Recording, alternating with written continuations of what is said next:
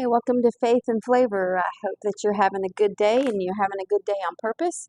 Um, Again, just a little explanation. I know most of y'all, if y'all have watched the previous podcast, you'll know that I had surgery on my rotator cuff and God's really blessed me. And I'm here today with my helper, Miss Jacqueline. And by the way, again, we will reiterate that she's not a cook and yeah, but she did learn something one of our last podcasts, and she's like going to go home and make I'm it. actually gonna make it. Yes. Yeah, so for all you out there who don't really know if you can cook, at least if you watch the one previous, you'll have something that you'll be able to cook at home because it's very easy, and they were really very delicious, right? They were really, really yummy. We've got a fly evidently in here in the studio today, so we're just having to like fight the fly by now. But we can maybe, let me see, maybe we'll take some of those plates and just cover it so he can't land on, and then put it over the thing. Like, yeah, yeah. We'll just keep the fly out. Evidently, the fly is probably one of the ways that we're being tested in the studio today, and then maybe one over the bowl or something, or the lid back there. But at any rate, we are little fly. Oh well. Um, So you can tell that we're very unscripted, but I don't know how many of you guys have ever done pottery, right? And there's different types of pottery and different types of processes for pottery, and even some of the pottery that has already been molded and it's broken, and then they take the gold and put it in there. Um, there's just so many things that you can do with pottery even after or before it has been made into something, right? And so we know that a lot of times that the potter, when they're molding clay, if he doesn't like the product, the clay is not unmoldable, right? Because they put more water, they add more water in the process.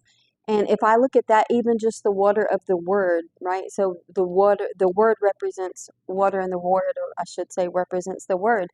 And if we begin to know that, sometimes we just got to add a little bit of word into where we're falling short, I guess, or when we're coming up on a situation that we don't seem moldable.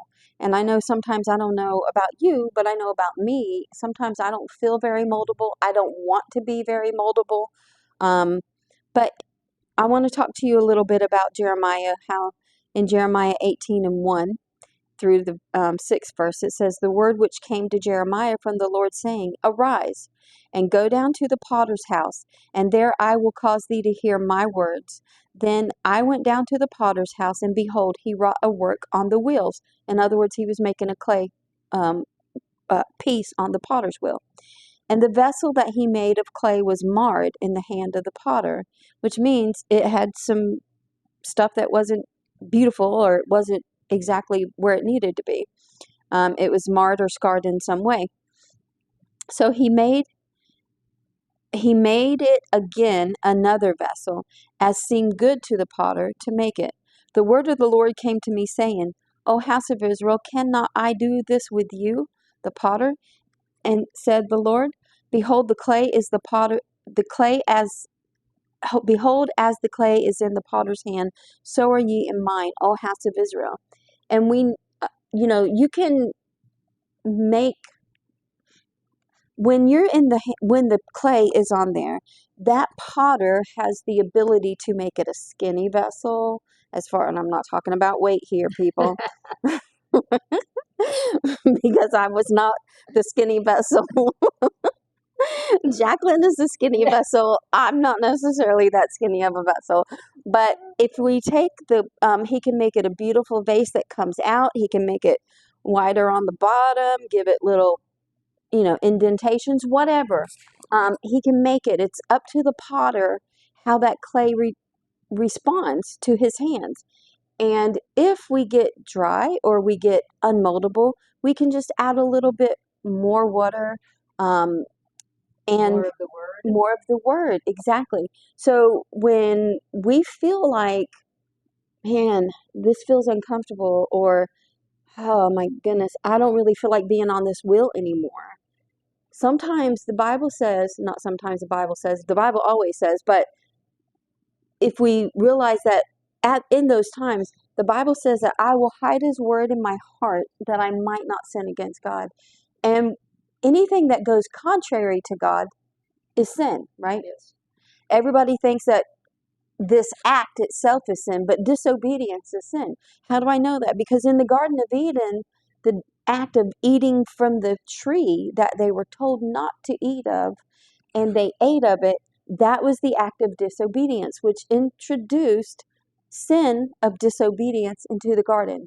So, what most people might think, well, this, some people may think, okay, smoking is a sin, or drinking is a sin, or cursing is a sin, or messing around on your spouse is a sin, which I would agree, things are sin. But even just disobedience is sin. So where we've given provision, like let's just say, I mean, I'm not picking on people, so don't take it that way. Please don't take it that way. But if the shoe fits, it probably has Bible dust on it, first of all. But let's just say, yes, we've already actually started one of these batches. So, yep, they look good. So that we could show you guys the finished product, because it takes a little bit of time to cook. So in a few minutes, we'll tell you how we achieve those. But we're going to set these out here for just a minute. And they're very hot when they come out of the oven, so please be very careful.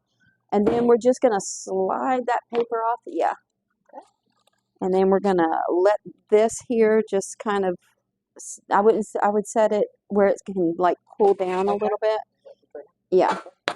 And then we're going to show you, before I get more into the word, we're going to show you what we've done. And yay, our fly catchers. We use the whole thing of plates catching flies. But we've mixed one bag, a 14-ounce bag of, I use this brand. To me, it's very brand specific. So I am, in a lot of cases, I don't push a brand, but this one is the one I use. And it's just put in one whole bag into a bowl and 1 can, and again, brand specific to me. I use 1 can of that, and you just throw it in the bowl and mix it up, both of them, and you put a little dash of salt. When you do, you come out with a product like that. And then we put wax paper. Make sure you use wax paper. If you don't, and I usually have a cookie scoop, but blame it on the arm. I forgot it. It sounds like a good thing to do. Just blame it on the arm. Yep. And we put a good little chunky part of it, and then we don't want it to be like too around the edges, like all pushed out. You want to kind of have it a little bunched in. It doesn't hurt to have it a little pushed out, but I would just make sure all those there. And then we're going to just set that into the oven. We put it on 350. It bakes approximately 17 minutes. But you just want to check it in between, because you don't want them to burn, and they do get very hot. But this is about the look that you want. That's about what you want it to look like underneath. So as they begin to cook, and then you put this on a cooling rack, right? This by itself would be really good, but you have to make sure that they're good and cool. And then I just save that same wax paper, because when I do mine, I dip the bottoms of mine in chocolate. And when I do, I just put it right back on the same wax paper and stick it in the refrigerator so that it gets cold and gets that chocolate. And I just kind of drizzle chocolate on top, and I dip it and just put just the bottom of it on there. So at any rate, hopefully we won't have the chocolate finished product, because that was a little bit too much to do on screen, but I will show you what I use, because I do feel like these are very, oh, look how pretty. Oh, you just hear the angels sing. And so a lot of times I will take these and put these on a pan and go ahead and put them in the refrigerator. If I was in a hurry, I'm going to dip them in chocolate pretty much right away, because I'd want to get them cold. But we're not doing that today. So this is just so that you can see. You want to try one? Sure. Break one open. It's hot, okay? So we did just take them out, so they are hot. But that way, if you break it open, they can see it. It is so good and so yummy. They're so moist. What you think? Oh my God. See? And everybody thinks that I work so hard when I make macaroons, but I really don't work hard at all. It was not that much, was it? Literally, a bag, You're gonna a make me a can. cook. Yes, Oh my gosh, these are awesome, guys. These are awesome. we're gonna make Jacqueline a cook. Are you listening, Lloyd? We're gonna make Jacqueline a cook. These are amazing. They are so good, and they're so moist, and they stay moist for a while.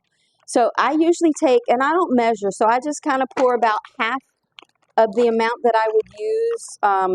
I don't even know. I just pour it in a bowl. If I have extra, I save it because I'm going to make these again. I make these a lot, a lot. Not right now necessarily with one arm, but a lot. So I take and I do about 30% of this to the other 70% of this milk wafers, if you can see that.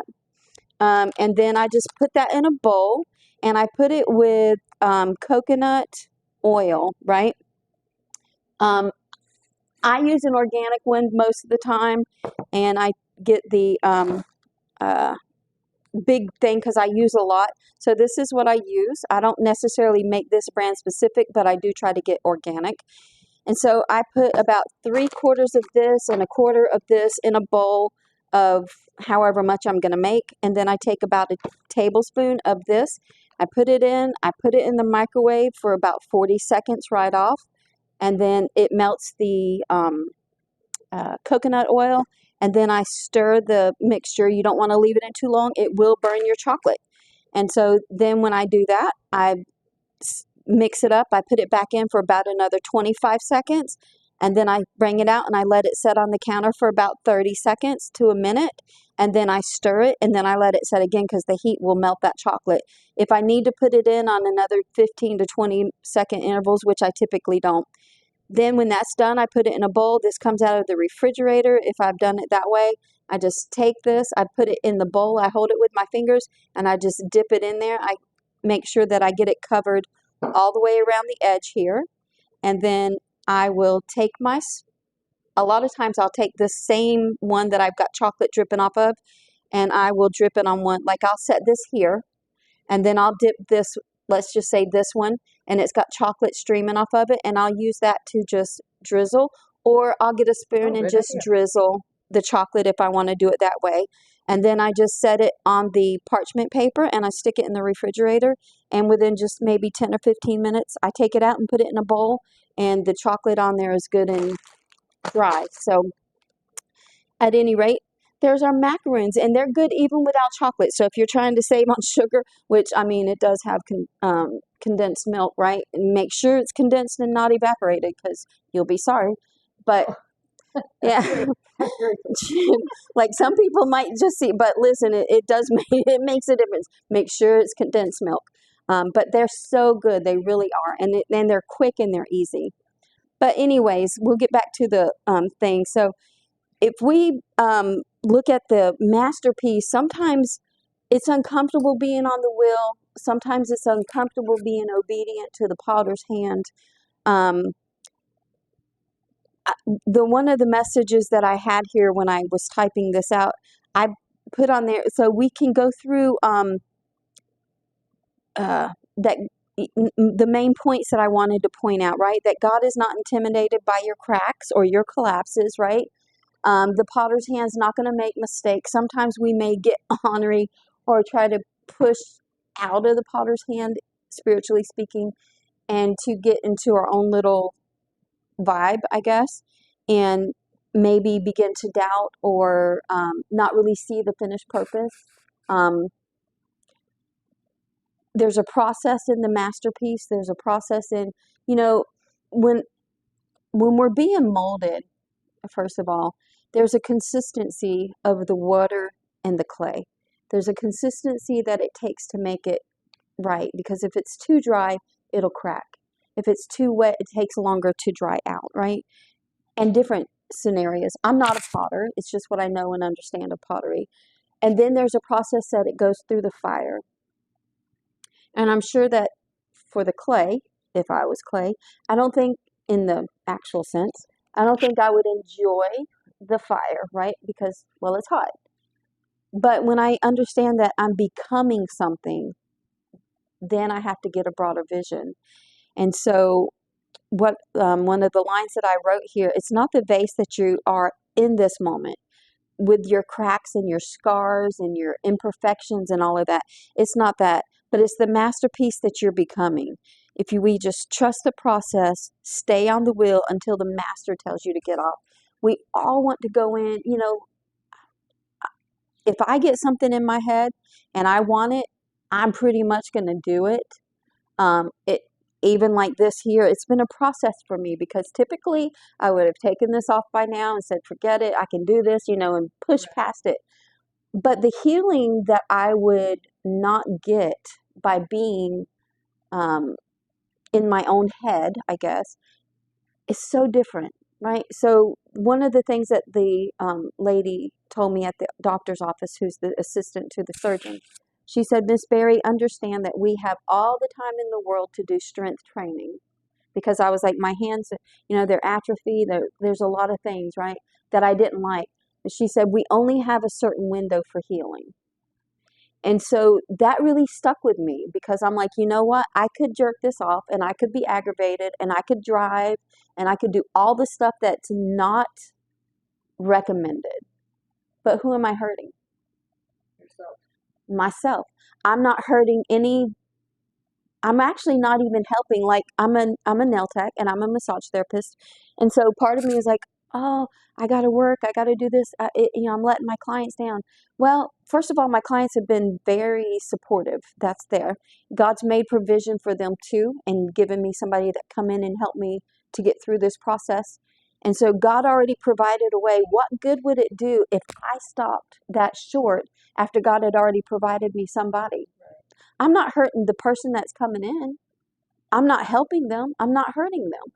I'm not hurting my clients because God's already made a provision for them. I'm hurting nobody but myself if I don't follow through with the recommendations. And so that was a process for me. As marred as it looks in my head right now, when I was thinking 6 to 8 weeks with this, and she's telling me 12 weeks, and I'm bursting out in tears in her office, and all this stuff is going through my head. At the end, when I left, I had to begin to think, I've got to trust the process. And so it's not a fun process, mind you. Well, I think it's interesting because remember, we always say the worst thing to do is ask God for patience, right?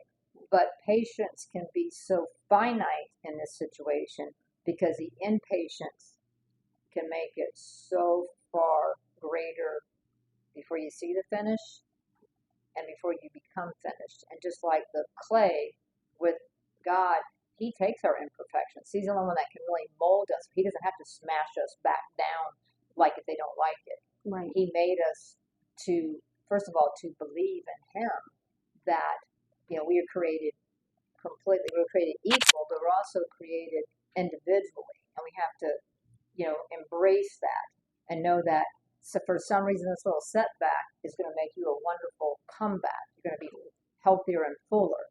It's just that in between that we have to really grasp at the time. And that's why I said He's the one that molds us, and we just have to believe in Him. And like you, it's hard. It's very, very challenging.